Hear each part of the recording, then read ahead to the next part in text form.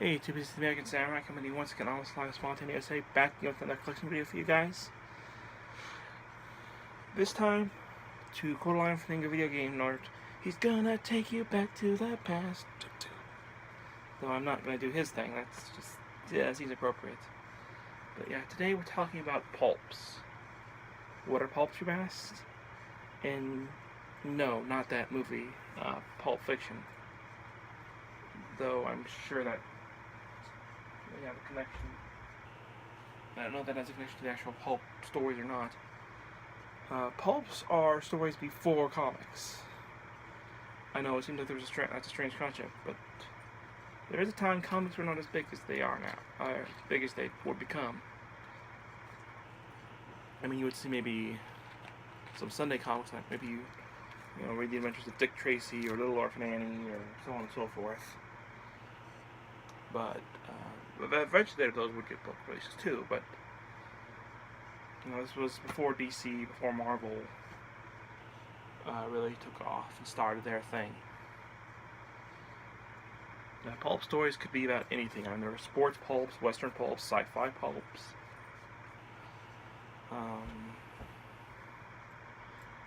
There are all kinds of different pulps, stories and subgenres and things, But the main one I'm talking about today is the hero, the vigilante.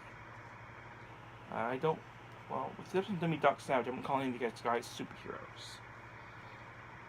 You have the Spider, the first one here. This is by,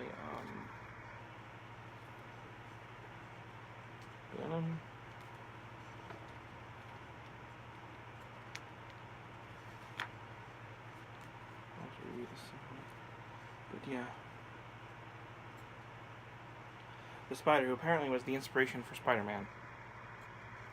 Yeah, and Stan Lee says it itself, so. Yeah, the Shadow Dog Shadow's adventure, a fan detective, all spawned from the flame and fury of the World War II. Righty. Spider. He is the Pulp Fiction's most sensational judge, jury, and executioner. I could agree, the Spider was the original Judge Dredd. Who knew? But yeah, he's basically this mystery man, goes around, fights bad guys. In this case, he fights giant robots, which were the inspiration for, I guess, Superman's first comic. So yeah, it's pretty cool. Next up, we got Captain Future, who I'm sure you guys are familiar with if you've ever read the. It's a different version of it. It's not him. It's somebody else with a name. Dynamite Comics did a series. I have quite a few of them. Where they brought these heroes back from the past, and one of them was Captain Future, but this was not that Captain Future. That was the rebooted Captain Future. In this one, he's like he was raised off-world and he became a superhero with his various sidekicks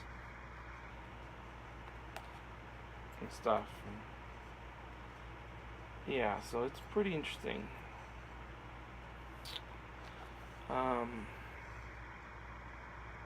This is the summer. This is the summer issue for. I don't know, for 1941, I guess. So this is one complete book. The other one just here like two novels. This is The Magician of Mars. So yeah, this was kind of like your Buck Rogers, your Flash Gordon, that kind of stuff. And we have Doc Savage, Volume 43, Spook Hole, 3 Times a Corpse. Pause the video here if you want a description of the books. Probably done the edition now, so.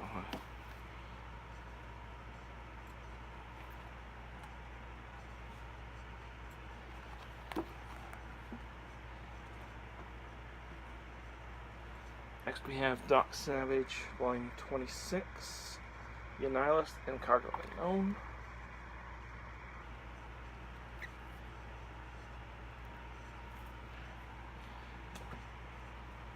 Now we have The Whisperer, who is the inspiration for Wildcat James Gordon was the inspiration for Commissioner Gordon. So yeah, this is Volume 1. Did It Talk and the Red Hatchets. This is Volume 2, Six Pyramids of Death, and actually I'm missing.